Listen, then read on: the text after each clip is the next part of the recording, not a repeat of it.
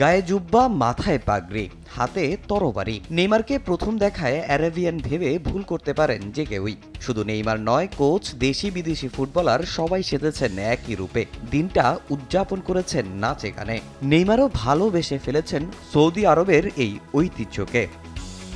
23 September ছিল Saudi আরবের স্বাধীনতা দিবস। 1932 সালে স্বাধীন হওয়ার পর থেকে এভাবেই দিনটা পালন করে আসছে সৌদিরা।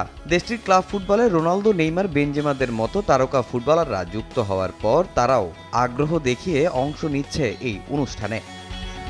ক্লাব ফুটবলের মতো আন্তর্জাতিক ফুটবলও সেরার কাতারে আসার চেষ্টা করছে সৌদি আরব। এমনকি 2034 সালের ফিফা বিশ্বকাপের আয়োজক হওয়ার আবেদন করেছে তারা। তাদের সঙ্গে আয়োজক হওয়ার লড়াইয়ে ছিল অস্ট্রেলিয়া, তবে সরে দাঁড়িয়েছে তারা। তাই ফিফা থেকে আনুষ্ঠানিক ঘোষণা না আসলেও সবকিছু ঠিক থাকলে মধ্যপ্রাচ্যের দেশটিতেই যে হচ্ছে 34-এর the greatest show on earth সেটা বলাই যায়। আর সেটা নিয়ে বেশ রোমাঞ্চিত নেইমার জুনিয়র।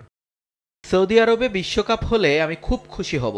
আমি মনে করি সবার কাছে এটা একটা রোমাঞ্চকর বিশ্বকাপ হবে। বিশ্বের সকল দেশের মানুষ আরব দেশ এবং তাদের সংস্কৃতি সম্পর্কে জানার জন্য এটা একটা ভালো সুযোগ। যারা এখানে আসবে তাদের দারুণ অভিজ্ঞতা হবে। সৌদি আরবকে এই সুযোগটা দেয়া উচিত।